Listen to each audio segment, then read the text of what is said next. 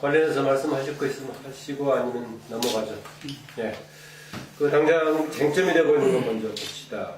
그 국정원 댓글 수사 문제가 지난번에 나왔던 오유를 비롯한 중소 커뮤니티에서 이제 SNS 문제까지 확대가 돼가지고 공수상 변경 관련될 것인가 쟁점이 되고 있는 가운데 검찰의 문제가 터졌죠. 윤석열 지청장 팀장의 이제 직무 배제가 된 상태고 거기다가 또 며칠 전에 그 문재인 의원이 또 한마디 하면서 다시 정가 소용돌이 축으로 등장했는데 상황에 대한 인식 그리고 문재인 의원의 행보에 대한 평가 또 이것이 미치는 영향 그리고 포괄해서 좀 얘기해 주시죠. 일단 저희 현재 지표 먼저 잠깐 네, 말씀드릴게요. 박근혜 대통령 지지율이 최근 들어서 가장 낮은 수준인 54%대로 떨어졌거든요. 언제 겁니까? 어제 기준에서 54.3%로 네. 저희 리얼미터 조사 결과에서는 아무튼 최근 들어서 가장 낮고 그다음에 최근에 제일 떨어진 거예요? 예, 그다음에 부정평가가 문제인데요. 38.6%. 또 아무튼 40%를 넘긴 적이 없습니다. 박근혜 대통령의 국정수행 평가에서 부정평가가 또 30%를 유지한 것도 얼마 안 됐어요. 지난 5월달에 윤창중 대변인 사건 이후에 계속 20%대로 부정평가의 수준이 굉장히 낮았었습니다. 굉장히 좋은 성적을 이제 보여왔던 거죠. 그러다가 지난 9월 중순 이후에 3자회담 결렬되고 나서 정쟁이 한가운데로 들어오면서 30%대로 다시 올라섰다가 지금 어제 기준에 38.6%로 올랐어요. 반면에 그 민주당 지지율의 경우에는 어제 28.3%로 올랐고요. 지지율이 네, 저희가 이제 이틀간 합산이기 때문에 어제 날짜만 보면 30%까지 기록했습니다. 이거는 민주당 입장에서 굉장히 높은 지지율이고요. 문재인 의원의 지지율 같은 경우는 10% 초반까지 떨어졌다가 지금 15%로 올랐습니다. 어제 기준에서 정확하게는 15.6%고요. 안철수 의원이 반면에 좀 빠져서 18.3%, 불과 2.7%포인트밖에 차이가 안 나요. 그러니까 의도했는지 안 했는지 모르겠지만 문재인 의원이 지난 2주 전에 NLL 사초 폐기 논란 때 검찰이 나를 소환하라고 했을 때는 지지율이 오히려 빠졌었습니다. 근데 이번 사안의 경우에는 문재인 의원의 지지율이 지금 상당 부분 오르고 안철수 의원이 좀 빠진 상황이고요.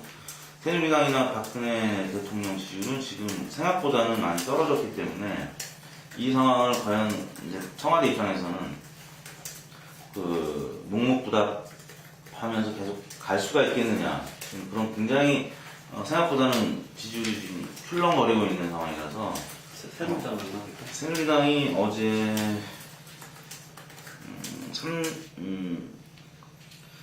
이제 안철수 신당이 없는 경우는 41.5였고요. 안철수 신당이 포함된 경우는 39.0이었는데요. 이게 주 초만 하더라도 저희가 월요일날 기준하면 새누리당이 50.1%였었어요.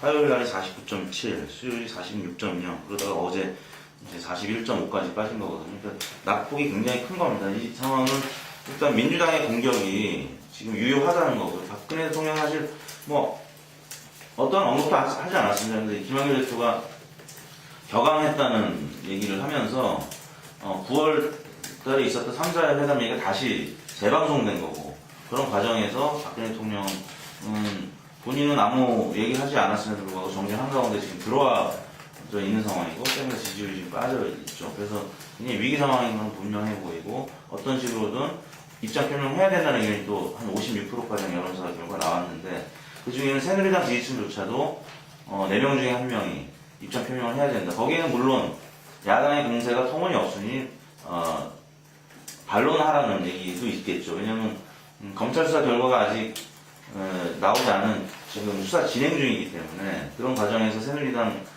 지지층도 반론을 해야 된다는 입장에서 입장 표명을 해야 된다는 의견이 있는데 아무튼 어떻게든 이번 주는 뭐 이미 다 지났고 다음 주에는 박근혜 대통령의 어떤 시기로든 입장 표명이 있지 않을까라는 그 조사 결과 그 수치들은 공개돼서 사용할 수 있는 거예요? 네. 어디 홈페이지 가면? 아니 어디? 제가 지금 뭐 보도가 끝나고 있는 말씀드려도 되고요. 뭐 사용하면 인용해서 사용하려면 어떻게 하면 되나 해서. 제가 자료를 드릴게요. 그러면 그걸 말해줘야 돼요. 조사 개요를 말해줘야 돼요. 전반적으로 얘기를 드리자면 정치 있어서 전반적인 지금 박근혜 리더십이 사실상 이 박정희 리더십을 연상시킬 정도의 좀 극단적인 상황으로 지금 계속 가고 있는 거 아닌가 이런 이제 우려가 이제 1년 차 이제 쭉 지켜보면서 이제 그런 생각이 이제 듭니다. 여러 가지 면에서 뭐 그런 것 같아요. 뭐 야당에서 물론 이제 민주주의적 위기론을 뭐 제기를 이제 하고 있지만 기본적으로 지금 국정원 대권 문제, 국가기관의 이제 대선 개입 문제 같은 경우 벌써 대선이 끝난 지 지금 10개월이 넘었는데 아직까지도 이 문제가 지금 해결되지 못하고 매듭지어지지 못하고 있는 그 근본 원인을 따져보면은 저는 기본적으로 이건 이제 박근혜 대통령의 기본적인 이제 인식의 문제, 이 문제가 뭐 그렇게까지 이제 중요한 문제냐면 그렇게까지 뭐 큰 문제가 아니라는 이제 좀 아니한 이제 발상 여기로부터 이제 뭐 비롯됐다 얘기를 할 수가 있을 것 같고요. 지금 전반적으로 뭐 야당과의 어떤 그 파트너 관계에 대한 뭐 이제 일치라든가 굳이 뭐 야당한테 뭐 이렇게 양보하거나 손을 내밀지 않고서 그냥 대통령의 이제 뜻대로 이제 가면 된다 하는 이런 어떤 좀 다분히 뭐 독선적이고 이제 뭐 오만한 그런 리더십이 지금 계속해서 2년 동안 뭐 오히려 더 시간이 갈수록 이제 강화가 되어 왔었고. 그리고 뭐 사회적인 이제 영역에 있어서도 뭐 단적으로 최근에 있었던 이제 전교조에 대한 이제 그 법의 노조 이제 통보 같은 거 이거를 구태여 지금 그렇게까지 할 일이 아니었음에도 불구하고 뭐 그런 어떤 시행령이라는 걸 과거에 1960년대에 만들어졌던 시행령에 그 근거를 해가지고 굳이 지금 이 전교조의 실체를 이제 부정을 하면서 불법화시키는 어떤 그런 환경, 그런 어떤 뭐 행동 같은 거, 뭐 이런 뭐 등등 뭐 전반적인 지금 각 분야에 있어서 지금 진행되어 왔었던 이런 모습들을 보면은 오히려 그 시간이 갈수록 지금 과거 회귀적인 과거 어떤 개발 독재 시대의 그 리더십을 연상케 하는 그런 장면들이 지금 뭐 속출하고 있는 거 아닌가 생각이 되고요. 뭐 이 상황에서는 지금 어떤 지금과 같은 정치적인 갈등, 어떤 혼돈 이런 거를 뭐 풀 수 있는 그런 어떤 좀 길이 지금 현재로서는 좀 보이지 않는다 그런 이제 우려를 뭐 표하게 되고 그거는 결국은 다름 아닌 이제 박근혜 대통령이 이제 위기로 연결될 수밖에 없는 거다 시간이 지나면 저는 그렇게 좀 이제 봅니다. 댓글 논란 지금 현안 포함해서 얘기 좀 나는 그 야권이 댓글 논란이나 이런 부분에서 과거에 그 야당이 보면 4월달만 되면 가슴이 설레이던 사람들이 많은데 아직도 386들도 아직도 그런 것 같은데요. 이런 문제가 저는 박근혜 정권을 치명타로 이기고 예를 들어서 야권에 장기적으로 갈 때 절대 오래 이득이 되지 못할 거라고 저는 보고 있습니다. 야당한테? 네, 그러면 그리고 또 이런 문제를 분석하는 야권 인사들의 기본적인 마인드가 저는 과거에 80년대에 고정되어 있다고 저는 보고 있습니다. 그래서 이게 댓글이 뭐 트윗이 몇만 개 더 나온다 하더라도 뭐 솔직히 말하면 박근혜 정권이 유일하게 잘못한 부분이 그 4월달쯤에 이명박 정권의 잘못으로 모으고 다 그냥 그 이명박 원정원에 대해서 처벌을 하고 이와 관련되었던 댓글을 올렸던 직원들까지도 다 붙들어가 강력 처벌을 해버리는 쪽으로 몰고 갔어야 되는데 이 정권이 솔직히 말하면 정권이 3월, 4월, 5월까지 정권이 굉장히 진위 침범의 문제가 뒤섞여 있습니다. 인맥 자체가. 지금 공기업 사장들이 안 나가고 버티고 조사가 들어가고 하는 것도 결국 그 문제지 않습니까? 그러니까 정권이 굉장히 그 친박이라고 하지만은 정권의 주도 세력이 약한 상황이고 또 최동욱이 누가 임명했습니까? 이명박이 권재진 장관이 통해서 단임 추천했고 박통이 그걸 거부할 수 없는 분위기로 만들어서 할 수 없이 수용한 사람 아닙니까? 그러니까 이런 어떤 부분 속에서 정권 초에 그걸 갖다가 과감하게 이런 일들을 처리할 타이밍을 놓치면서 끌고 온 부분이 잘못된 부분이라고 보는데 뭐 제가 볼 때 이 문제에서 본인이 관계 안 됐다고 자신의 입으로 이야기를 했기 때문에 저 사람이 아마 관계됐으면 그렇게 말을 절대 안 했겠죠. 관계 안 했다고 이야기했기 때문에 이 부분에 대해서 처리에 들어갈 거라고 보고 있어요. 처리에 들어갈 것이고 이 부분 처리뿐만 아니라 제가 볼 때는 지금 야당하고의 지금 그 여야 간의 이 논쟁이나 이 전점은 솔직히 말하면 이 트윈 문제가 나오기 전에는 또 사초 폐기였고 끝도 끝도 없는 쟁점이 정점을 꼬리를 묶고 지금 진행이 계속되어 가고 있는 문제이기 때문에 박근혜 대통령은 이 틀에서 나는 빠져나와야 된다고 봐요. 옛날에 베트남 전쟁 정글에서 보이지 않는 상대하고 그냥 이 싸움을 하는 부분이 끝없는 출혈만 갖고 낭비되고 소진되는 부분이기 때문에 네이팜탄이나 고엽제나 핵폭탄을 터뜨려서 과감하게 이 정쟁의 장에서 나와버리면서 예를 들어서 본인이 생각하는 다른 과감한 개혁으로 끌고 가야 된다고 저는 보고 있습니다. 그러지 않고는 내가 볼 때 여기에서 야당 다 선수 아닙니까? 선의당은 멍청하고요, 솔직하게. 아까는 야당이 시대착오적이어 실패할 거라고. 아니, 오늘 이 싸움에는 선수죠, 싸움에는. 시도착오적 싸움에는 선수들인데, 이걸 상대로, 예를 들어서 박통이 케이스 바이 케이스로 말려들고, 나는 이거 여기에 대해서 말할 필요가 없다고 봅니다. 재판 나올 때까지는. 말을 하는 순간에 또 말려든다고 봐요. 그렇기 때문에, 이 정쟁에 있어서는 다른 과감한 사회개혁 정책로 이 정쟁을 정면 돌파해 가야 될 거고, 이 정쟁에서 대통령이 사과하면 끝나겠습니까?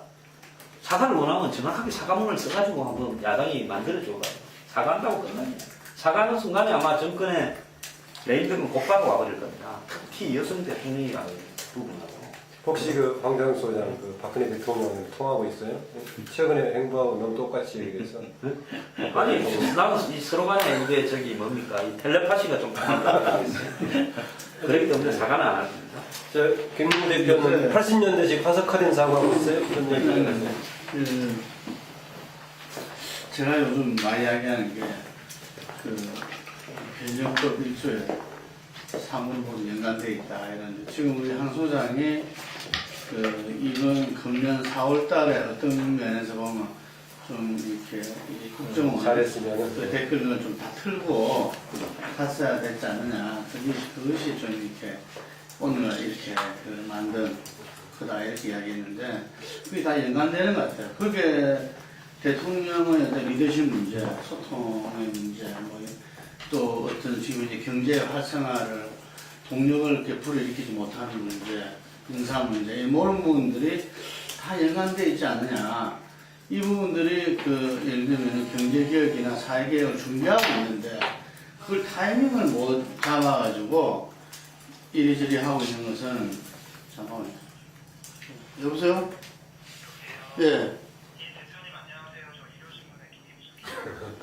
좀 이따 통화합시다. 예.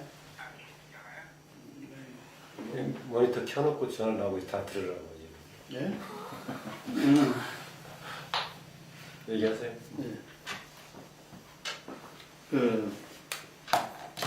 그래서 이게 지난 아까 말한 대로 이번 국정원 댓글 트윗 이런 문제들이 자기가 이제는 알았다 연관돼 있다 이런 어떤 본인의 어떤 판단 이게 중요한 시점 좀 지난 것 같아요. 이제는 우리가 지난 87년 87세라는 말도 하는데 87년은 우리 민주화 때 가장 우리가 가져갔던 게 어쨌든 대통령을 이제 내 손으로 대통령 직선이라는 것들이 당시도 상당히 이렇게 이 경제주의 혹은 또 상당히 현실 타입주의 이런 이야기도 많았죠. 이게 근본적인 변화를 가서 이끌어내야 된다 이런 이야기도 많았지만 사실상 대통령 직선제 가정 효과는 굉장히 컸다. 이게 왜냐하면 그 이전까지 예를 들면 대통령 선택권을 갖다가 뺏겨버린 상태에서 대통령에 대한 선택권을 가져온 부분들이 뭔가 이 국민들이 국가 운영, 국정 운영에 자기도 주인이라는 헌법 1조를 살린 어떤 그런 부분이었다는 거하고 두 번째가 어쨌든 군의 어떤 정치적 중립, 정치에 개입하지 않는 이 두 가지가 좀 상징적인 거였다 본다면은 이번에 이 국정원하고 사이버 살인 이 부분들이 이 두 가지를 갖다가 좀 무너뜨린 측면이 있다는 거죠. 그래서 국기문란이다, 예를 들면 헌법상 문제다, 이렇게 이야기하는 거죠. 예를 들면은. 근데 그 부분을 이 새누리당과 청와대에서 어떤 여야 정쟁으로만 바라본다면은 이거는 제가 볼 때는 이렇게 허기를 치르게 될 것이다. 예를 들면. 그래서 이 그 수가 뭐, 댓글을 때는 말할 것도 없고, 트윗도 뭐 전체를 보면 0.2%밖에 지나지 않는다. 이런 것이 지금 정부 여당의 기본 인식이라면은, 이거는, 정말 우리가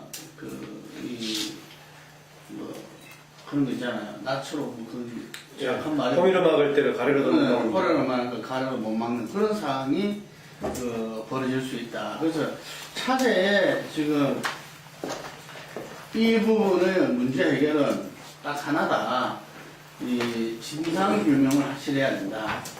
우리가 법원의 어떤 뭐 보면 수사 결과 지금 법원의 판결을 지켜보자 했는데 법원의 판결이라 해서 완벽한 것은 아니잖아요.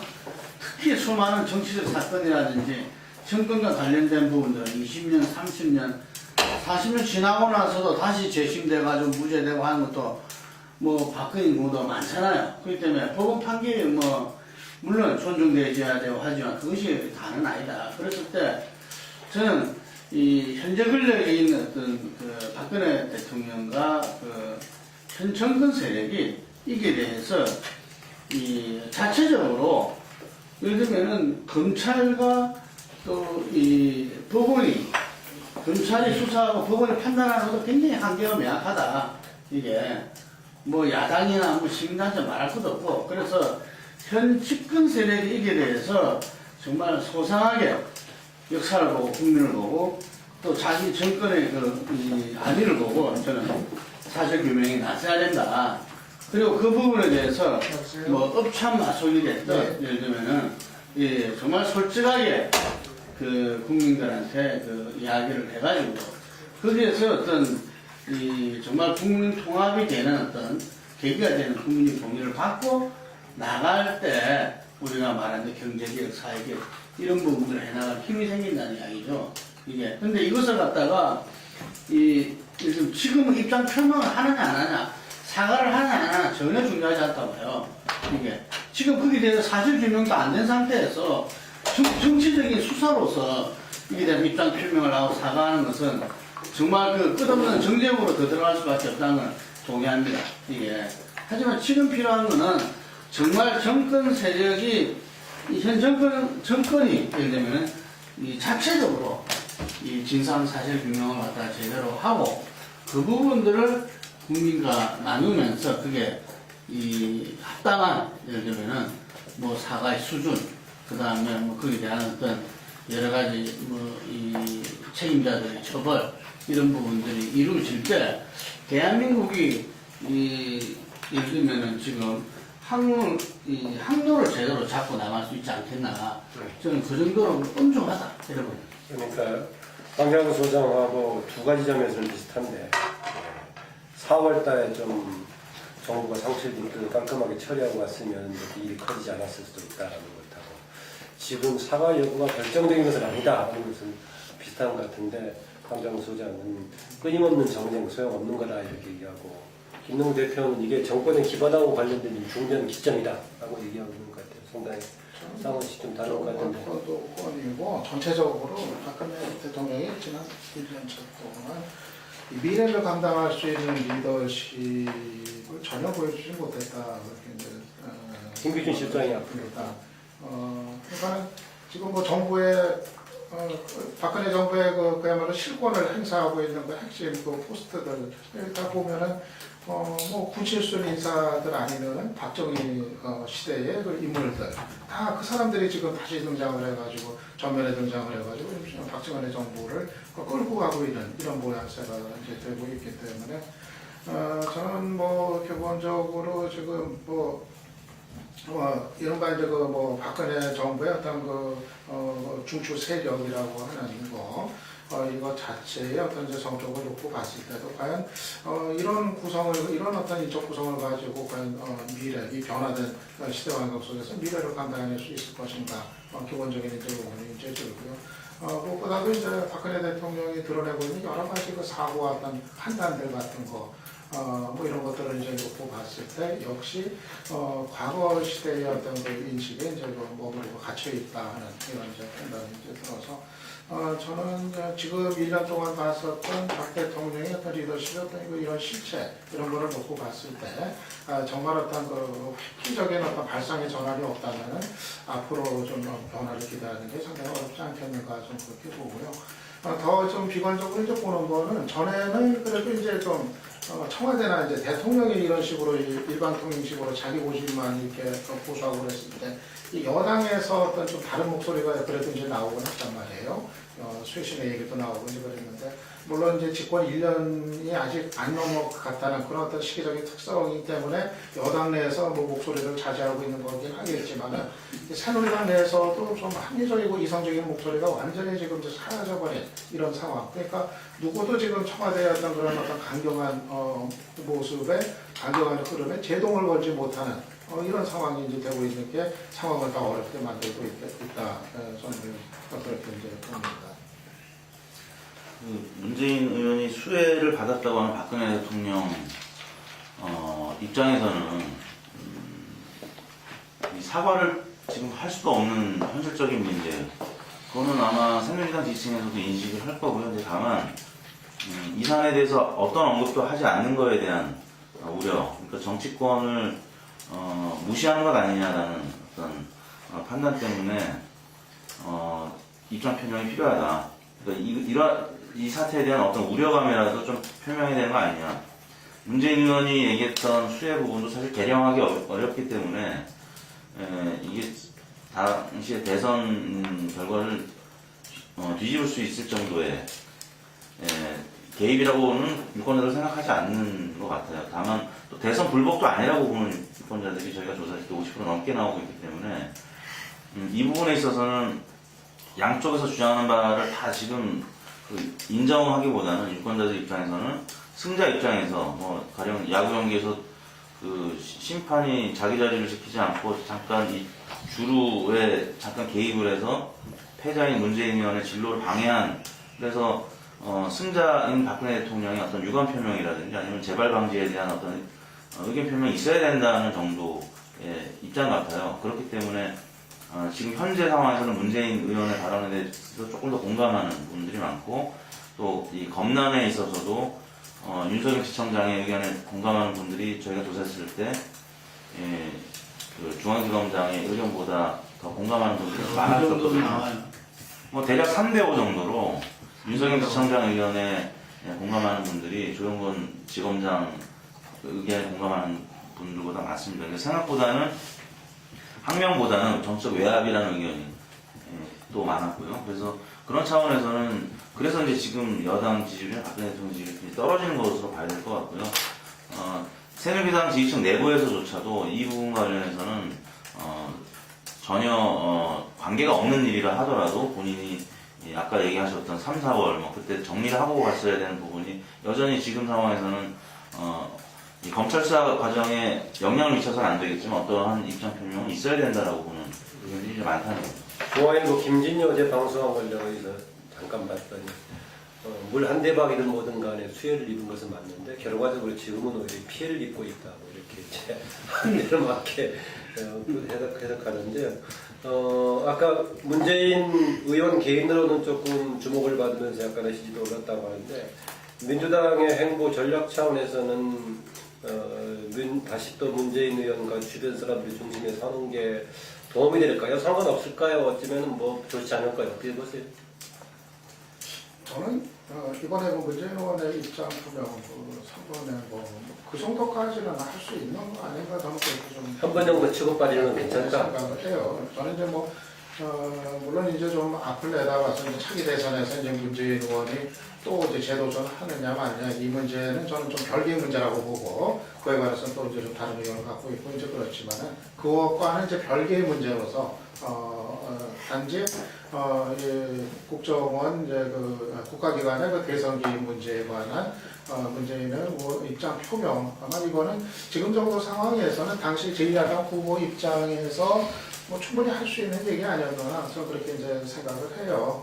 원래 그동안 이제 그런 언급 자체를 조심스러워했던 거는 이것이 이제 자칫하면 대선 불복 프레임에 이제 말려들었던 위험이라든가 또 그렇게까지 그런 걸 감수하면서 얘기를 꺼내기에는 그렇게까지 뭐 많은 사례들이 등장하지는 않았던 이런 게 가만히 됐을 텐데 근데 시간이 지나면서 당초 판단을 수정해야 될 그런 필요성은 있었다고 봐요. 뭐 지금 뭐 국정원의 대걸뿐 아니라 뭐 트위터 또 지금 뭐 지금 사이버 사정부 뭐 보훈처 등 뭐 정부 각 기관들의 대선 개입 문제가 논란거리로 계속 이제 확산이 되니까 이런 상황에서는 저는 당시 후보를 지냈던 입장에서는 뭐 대선 불복 프레임을 너무 두려워해가지고 뭐 할 얘기도 못할 필요는 없다고 저는 생각이 들고 저는 뭐 선거가 불공정했다는 거 그거는 어디까지나 저는 팩트라고 생각을 하고 뭐 그런 정도의 어떤 기본적인 사실조차도 말하는 것이 문제라고는 생각이 안 되고 저는 의원 입장에서는 이번에는 좀 할 얘기 했던 거 아닌가 뭐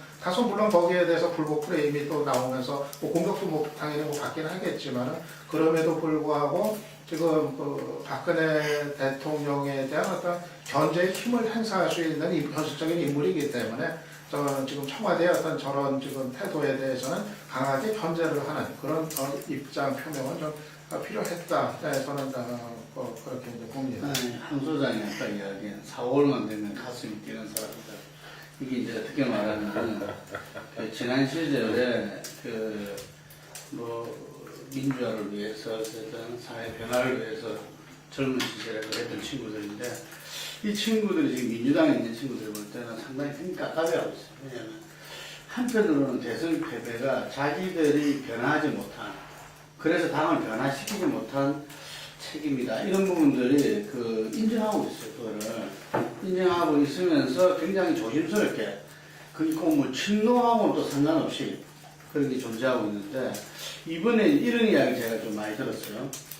예를 들면 대선 불복 프레임이라는 게 결국은 그 대선 패배에서 전혀 너희들을 벗어나 극복하지 못하고 있다는 것을 다시 한 번 더 이렇게 도장 찍는 거거든요. 그러니까 참 어려운 문제죠, 이게.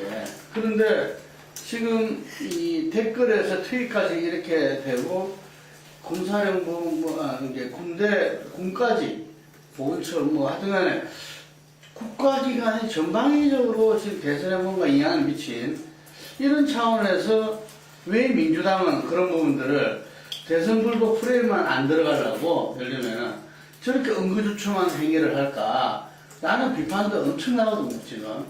그리고 자기들의 어떤 감으로 봤을 때 지금 이 대목에서 뭔가 쌈박에 치고 나가야 될 때인데 뭐 이것도 저것도 응급조처만 하고 지금 있다는 이야기죠. 그래서 그러면서 상당히 참 고민스럽다. 이게 지금 이제 그 지도부를 갖다가 뭘 할 수도 없고 지도부도 같은 고민을 갖고 있으니까 이게 그러면서 이 금방 말씀하신 대로 문재인 의원 전 대선 후보 어떤 행보 하나하나에 대해서 언론이 비판적이잖아요. 종편 같은 경우는 예를 들면 뭐 난립니다.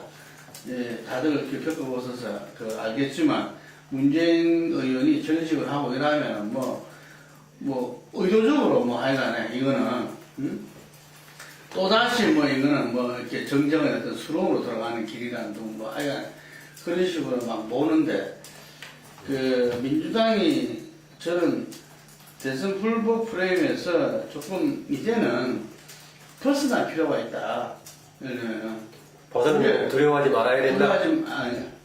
두려워하지 않아야 될 시점이 좀 온 거 아니냐. 예를 들면 왜냐면은 엄청나게 뭐든지 대선에 대한 이야기는 다 대선 불복 프레임으로 몰고 왔거든요. 근데 국민들이 볼 때는 아까 여론조사에서도 그것이 대선 불복보다는 오히려 그렇지 않은 부분들이 더 많았다고 이렇게 이야기를 하는데 저는 그래서 이 부분들을 있는 그대로 예를 들면은 또 야당 입장에서 이야기해야 될 때가 아닌가. 자기들은 이제 할 수 있는 게 부정선거를 이야기하고 있죠. 이게 부정선거다. 대선 불복이 헌법 불복이다. 이런 저런 이야기를 하고 있는데 저는 아까도 말씀드렸지만 차제 이 부분들은 우리의 역사적 성과를 갖다가 지금 흔드는 그것이 양의 어떤 차이를 떠나서 흔드는 부분들이기 때문에 정확하게 집권 세력은 그 부분에 대해서 이제는 답해야 된다. 그것을 갖다가 법원 판결 뒤에 숨어 있을 때는 아니다 이런 거고, 민주당 같은 경우, 야당 같은 경우도 그 부분들 갖다가 이 지난 총선 대선 이후에 이어져온 어떤 그런 야당을 갖다가 이렇게 가도들은 이 부분에서 이제 더 이상 머물러서는 안 된다. 이게 분명하게 자기들도 이 집권 세력 여당에서 갖춰진 틀에서 이제 나올 필요가 있고, 그 부분에 대한 평가와 심판은 국민이 하는 거다. 네. 이게 근데 항상 명쾌한 그 김동우 대표가 이 부분은 말이 좀 계속 꼬이는 것 자, 같아서. 얘기하고 좀 짧게 조금만 더 하세요. 오늘 내가 여기 보니까 숫자가 좀 몰리니까. 저는 이 우파에, 솔직히 깨놓고 말하면, 우파에 많은 사람들이, 너는 김대엽이 안 했나. 또 2002년에 정로 단일화. 그때 나가 정몽준 쪽이 핵심이었으니까. 내 말을 너무나 잘 알죠. 예? 그래서 과거에 대선 때 있었던 수많은 일들에 비해서 이 일이 과연 그렇게 심각한가 이런 생각을 하는 사람도 많이 있습니다. 국민들 중에. 과거의 공정성을 해쳤던 면세에 비해서. 예, 그렇죠. 그 다음에 예를 들어서 민주당을 지지하는 공무원, 이 사람들이 이제 정보 공무원인데 내가 텔레비 나가면 계속 반복해서 이야기하지 않습니까? 예를 들어서 안철수나 문재인의 비리를, 특수한 정보를 국정원이라는 조직을 동원해서 그 다음에 사이버 사령부라는 통해서 흘려가지고 이 두 사람한테 치명적을 주고 박근혜한테 유리한 정보를 했다. 이러면 이거는 진짜 심각한 문제라고 나는 봐요. 그 다음에 두 번째로 이명박이 박근혜를 돕기 위해서, 원세훈이가 박근혜를 돕기 위해서 사이버 사령관이고 심리 전달을 시켜가지고 조직원들 보고 하라고 했다. 내가 수도 없이 이야기했지 않습니까? 지난 대선에 이명박이가 과연 누구를 도왔느냐. 나는 안을 도왔다라고 수도 없이 이야기를 했지 않습니까? 그거 내가 근거 없이 그렇게 이야기한 게 아니고, 내가 근거 없이 진짜 황당한 소리를 했다면 내가 고소 걸려서 벌써 끝났겠죠, 이명박이한테. 아니 본인 그렇겠지만. 아니, 그러니까. 근데 그 양쪽을 다 할 수 있는. 아니, 오늘 내가 이제 조금만 이야기, 성공을 한 거니까. 그러니까, 결국은, 예를 들어서, 박통이 만약에 나는 도움을 요구하지도 않았고 도움을 받지도 않았다는데, 만약에 그렇게 확인이 되면 박통 하야 해야지요. 그걸 각오하고 두 번이나 이야기했다는 겁니다. 거기에서는 뭔가, 이명박이 박통을 도우려고 전혀 하지 않았다는 거예요. 나는 그 내막을 너무나 잘 알고 있어요. 아니 도움을 받지 않았다는 게. 아니, 전혀 박통을 도와주지 않으려고 흔들었죠. 아니 근데 자기가 원해서 자기가 요구해서가 아니라 결과적 도움도 있잖아. 그래도 하야해야 된다고? 예? 결과적 도움을 받은 거라도 하야해야 된다고? 아니, 결과적 도움을 받았으면 박근혜를 나중에 엿을미기려고 이명박이 그렇겠죠. 난 그렇게 보고 있습니다. 솔직하게. 네? 솔직하게 이 사이버 사령부나 이런 그 국정원의 심리 전단을 만드는 게 이명박 정권의 종북 대응이라고 만들어 놓고 종북 대응을 조금 하고, 실제로는 이명박 정책의 홍보와 퇴임 이후에 두려움을 막기 위한 여러 가지 공작을 했죠. 작업을 했죠. 그 작업을 하다 보니까 거기에 대해서 반응하는 상대들이 좀 이명박을 비난하는 사람들이 올 거 아닙니까? 인터넷상에서 작업하는 부분. 그래서 거기에 대해서 이제 정치적으로 대응하는 과정에서 대선이 이제 진행이 됐는데, 이미 얘들은 이명박의 정책 시적을 홍보하는 차원으로 가면서 통제불능으로 벗어난 거예요, 이 애들이. 왜냐면 이걸 갖다가 딱 이것만 하라고 시켜야 되는데 걔들한테 해서는 안 될 일들을 하게끔 했으니까. 그래서 그게 풀려서 지금 손발이 다 풀린 애들이 쟤들 성향에 따라가지고 댓글도 올리고 이렇게 일이 구별이 안 되게 진행이 됐다는 겁니다. 핵심은 이명박의 치적을 홍보하면서 이 문제가 생기기 시작하는 거죠. 그게 국정부처가 없어지다 보니까 국정홍보 일정 부분을 그쪽에서 완전 담당하고 국정홍보선을 넘어서가 4대강에 대한 비난, 유해이 원전에 대한 비난, 이런 부분을 비난을 하고 퇴임 이후를 대비하기 위해서인 거죠. 굉장히. 그런 부분에서 예를 들어서 얘들이 이제 막 떠들기 시작한 겁니다. 이런 팀들이. 그러다 보니까 이게 일종의 요까지만 이래라는 가이드라인을 넘나들기 시작했죠, 얘들이. 그러니까 얘들이 대선 시기에서 성향들이 대부분 국정원이나 이런 데 근무하는 공무원이나 개인들은 정치 성향이 박을 지지하는 쪽이 많을 수 있죠. 그러다 보니까 이게 벌어진 일이라고 난 정보를 그렇게 이해를 합니다. 또 솔직히 말하면 이런 애들이 그런 걸 대응한답시고 밖에 브로커들을 많이 돈을 주고 고용을 한 것도 있겠죠. 그게 이제 뭐 윤정은 목사는 뭐 이런 어떤 건이라고 보는데, 그래서 이 건에 대해서 예를 들어서 박통을 보고 과감하게 정리하고 처리를 하라는 부분은 나는 야당이 얼마든지 주장할 수 있고 나도 처리돼야 된다고 봅니다. 하지만 그게 아니라 예를 들어서 여기에 대해서 사과하라고 했을 때 박은 그러면 도대체 뭐라고 사과를 해야 됩니까? 사과 내용이. 아니 그러니까 내 말이 만약에 아니 사각이 우리가 가정으로 내 말이 이게 전말이 맞다고 보면 맞다고 본다면 뭐라고 생각해? 맞다고 본다면 내 말은 뭐냐면 금방 이야기한 그 부분 이래저래 했을 거라는 부분들을 갖다가 예를 들면은 그 박근혜가 제대로 조사해가지고 그 부분을 밝히고 나서 사과를 해야 되는 거지. 그렇죠. 밝히는 게 문제잖아요. 밝히는 게 문제죠. 밝히는 거는 저도 동일합니다. 근데 밝히는 게 너무 판결에만 맡기면 안 된다는 거야. 네, 지난번에 그 초에 왜 못 밝혔느냐 이 접근 안 해요. 곳곳을 이명박 사람들이 다 있었어요. 최동욱 쫓아서 난 그랬다. 최동욱이 언제 처음에는 이걸 통제하면서 나는 같이 했다고 봅니다. 야권은 최동욱을 갖다가 뭐 하늘처럼 이렇게 떠났다는데 그러다가 저 같은 건 아니지. 그러다가 이제 최가 아웃되니까 이제 최 인맥이었던 윤석열이가 뒤틀려서 이렇게 나온 거죠. 그래서 윤도 틀을 볼 만큼 틀을 봤는데 이랬는데 그 내용을 밝혀야 된다는 저는 동의를 해요. 동의를 샅샅이 밝혀야 된다. 그리고 그 개인이라도 난 처벌을 해야 된다고 봅니다. 그래야 앞으로 이런 짓거리를 안 하죠. 그렇지만은 그 이후의 이야기들은 예를 들어서 이걸 안 밝힌 쪽으로 간다 그러면 그건 비난을 해도 좋다는 얘기죠. 그 다음에 사과는 그 이후에 정리돼야 된다. 전모를 알아야 사과를 할 거 아닙니까? 그죠? 근데 거기에 대한 입장이라도 이야기하면 좀 이렇게 그 나라가 다른 국정에 좀 전념할 수 있고. 글쎄, 그러면 인생도 시킬 건데. 아니 뭐 그런 측면에서의 사사시 밝혀야 된다는 입장을 이야기해야 된다는 건 동의합니다. 그래서 내가 하는 얘기인데 지금 조금 전에 이제 민주당 상황을 얘기했는데 새누리당 얘기를 좀 해봅시다. 바로 저 이 문제를 어렵게 하는 데는 새누리당 역할이 있다고 보는데 마치 이것이 쟁점화되고 법원에서 판단이 되는 것이 박근혜 대통령의 성역을 건드리는 것을 막고 있기 때문에 오히려 국민들한테 불리한 여론을 만들고 있다고 봐요. 새누리당이 만약에 앞장서서 이런 문제, 박근혜 대통령 상관없이 이런 일이 벌어졌는데 깨끗하게 정리하고 나가야 된다. 이렇게 해야 되는데 그걸 가로막는 인상을 계속 주고 있기 때문에 오히려 대통령과 정부 여당에 불리한 여론을 만들고 있지 않나 보는데요. 새누리당 문제 대통령 때문이라고 보십니까? 상호 문제입니까? 아니면 새누리당 사람들이 한심한 겁니까? 어떻게 보세요?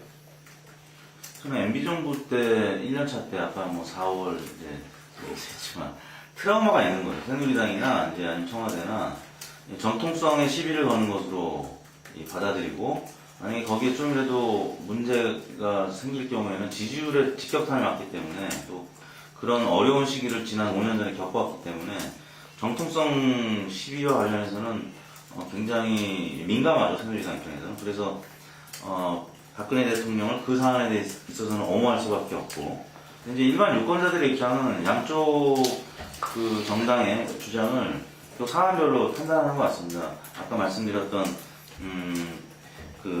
뭐 정치적 외압이냐 뭐 아니냐 이런 부분에 있어서는 또 야당의 입장을 지지하거나 아니면 이 대선 불복이냐 아니냐 이런 부분에서는 야당의 입장을 이제 옹호하지만 또 다른 차원에서 국정원 댓글이 과연 이 대선에 커다란 영향을 미쳤느냐.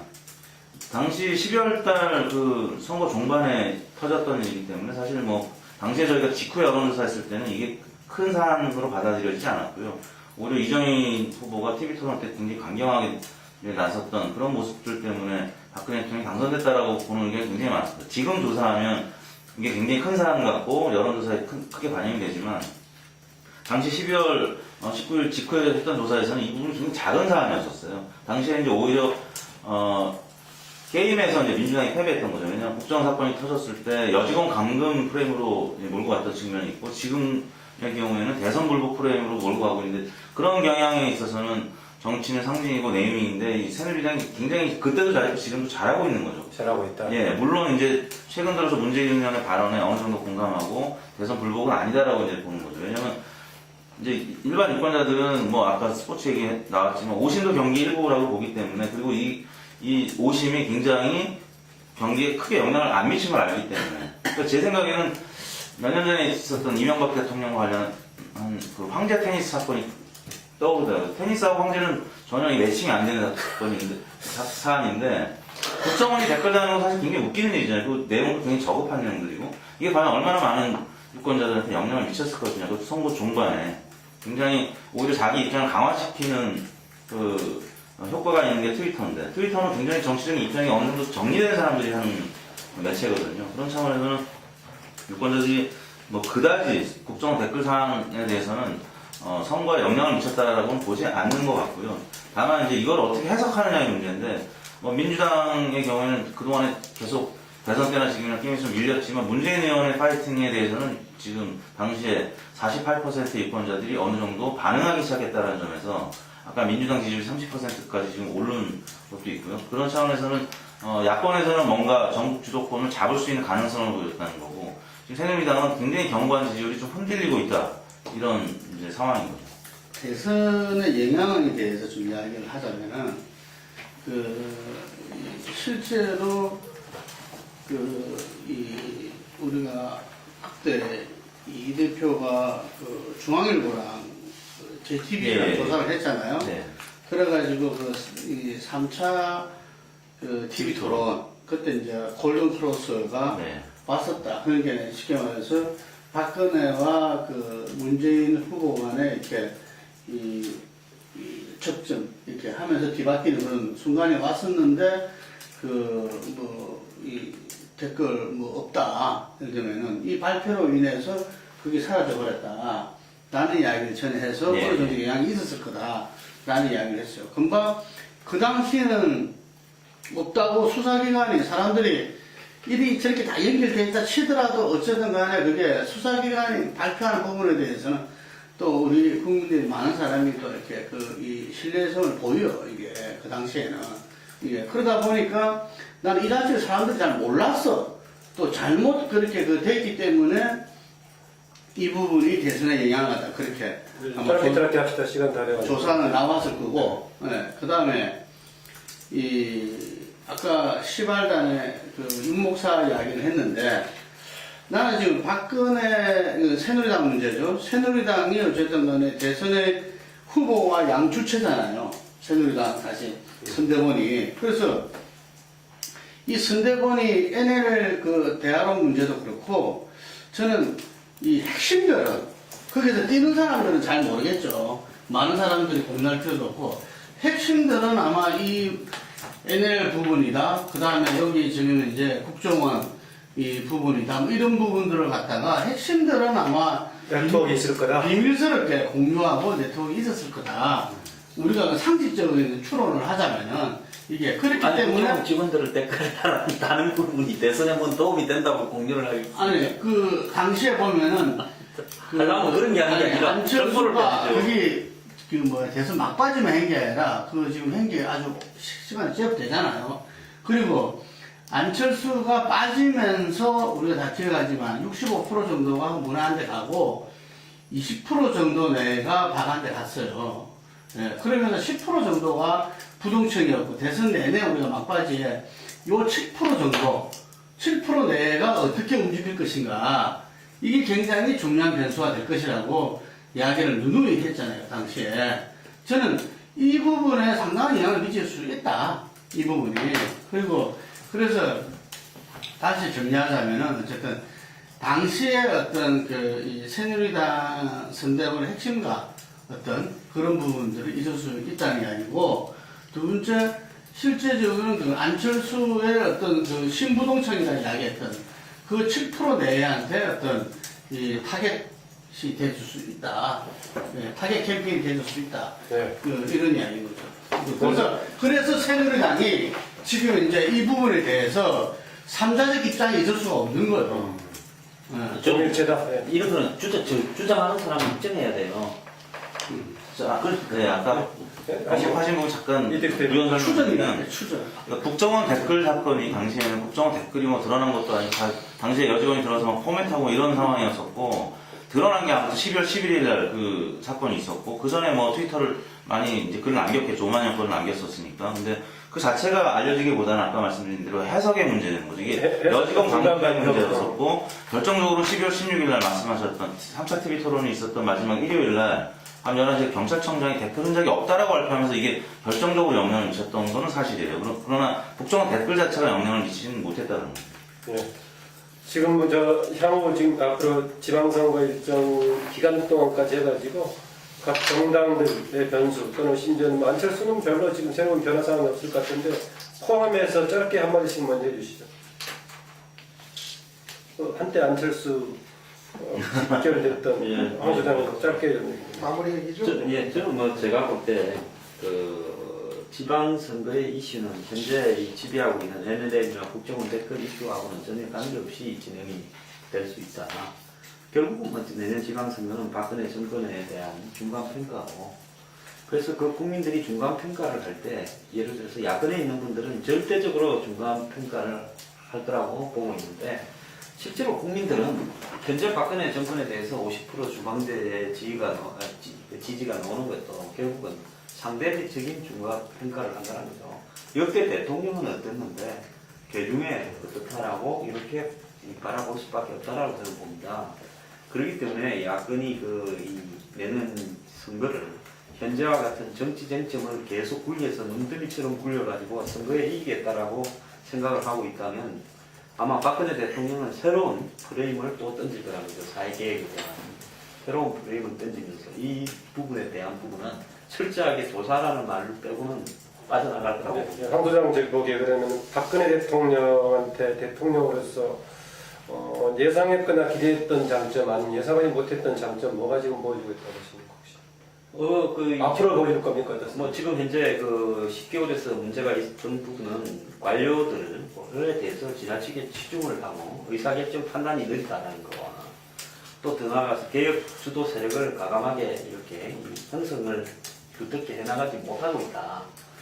뭐 당까지 포함해서 이야기했죠. 이런 부분이 있지만은 결국은 박근혜 대통령의 이때 가장 큰 장점은 뭔가 모든 사람이 끝났다고 할 때 끝나지가 않았고 항상 또 다른 뭔가를 보여줬거든요. 그렇지 않습니까? 총선 때도 야당이 100% 됐는데 경우에 따라서는 끝났어야 될 소리는 살아있으면 문제가 더 생길 수가 있다. 예, 그래서 뭔가 하면 그걸 끝을 못 내는 게 뭔가 하면 야당에 나선 투수들이 결국 선거를 끝낼 승부수가 없기 때문에 박근혜 대통령이 계속 이기는 겁니다. 아니 근데 그 사회계획이 뭐가 있죠, 예를 들면? 예? 사회계획. 아니, 박근혜 발 사회계획이 뭐가 해서? 자, 정리해서 한마디 하시고. 응? 아니 그러니까 지금 아직도 많이 남아 있죠. 뭐 아까 보니까 중심 인물 교체도 얘기하고 뭐 얘기하시는 것 같아요. 사회계획 뭐야, 사회계획.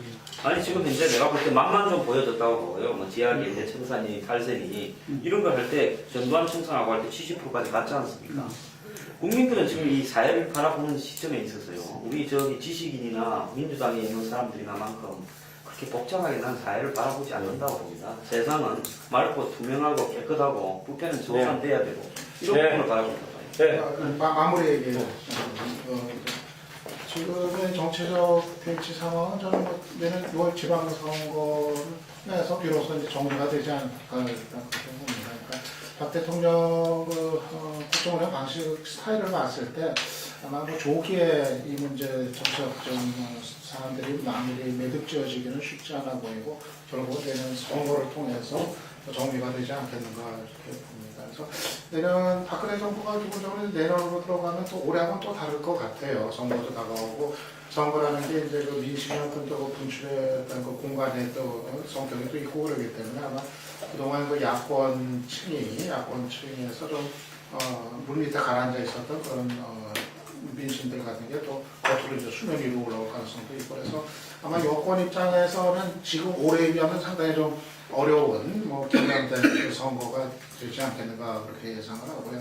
다만 이제 최대 변수는 여야 구도에서 그런데 야권 내부의 이제 구도가 어떻게 될 것인지 이게 이제 좀 민감한 변수가 될 것 같아요.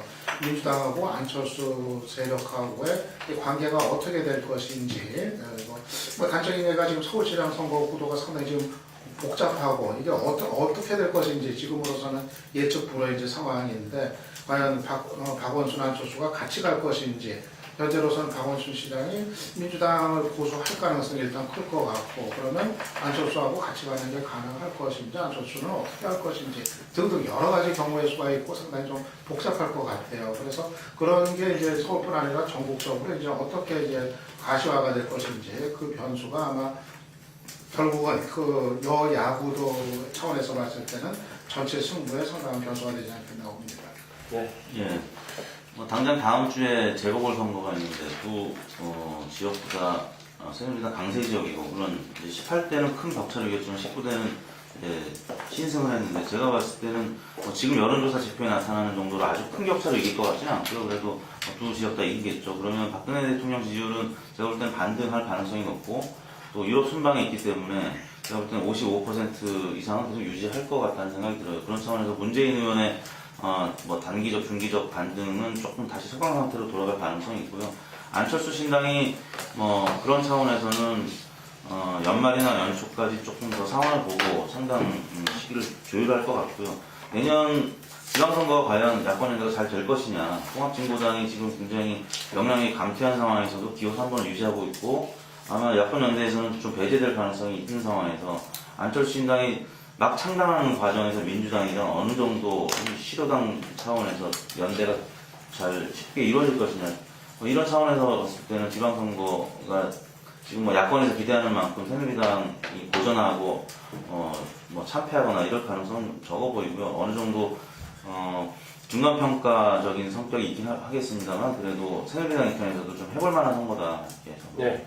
김웅선 20초. 양쪽 그 2초가 아니라 양쪽 당이 지금 이제 갑으로서 상당히 뭐 이렇게 그 공룡처럼 이렇게 버티고 있었는데 저는 민주당이 상당히 지방선거를 앞두고 상당히 변할 것이다.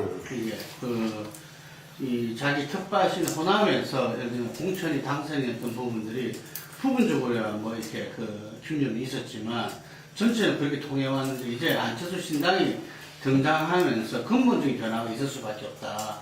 이제 호남도 이 대안이 없어서 민주당을 찍었던 부분에서 이제 바뀌게 될 수밖에 없고 뭐 지지율이 갖다가 그다 안철수 신당이 호남에서 좀 좁혀졌다 떨어졌다 이렇게 이야기하지만 실제로 그 뭐야 지금 이 보면 민주당이 어떤 변화의 모습을 못 보여주고 있기 때문에 여전히 지금 호남에서 그 민주당을 제끼고 일당의 모습을 갖다가 보이고 있다는 거죠. 지금 가상으로. 그래서 이게 민주당에 굉장히 큰 효과가 있을 것 같아. 그러면서 안철수 신당이 영남에서도 어떤 그 변화를 갖다 추동해낸다면 이 힘들이 어떤 수도권과 중부권에서 이 적절하게 뭐 무조건 단일화 덫에만 걸리지 않고 야권 연대를 이뤄낸다면 내년 지방선거는 그 야권으로서는 어떤 좀 정비된 상태의 선거를 치를 수가 본인의 주문이 포함된 있게 되는 예상인가요? 거고.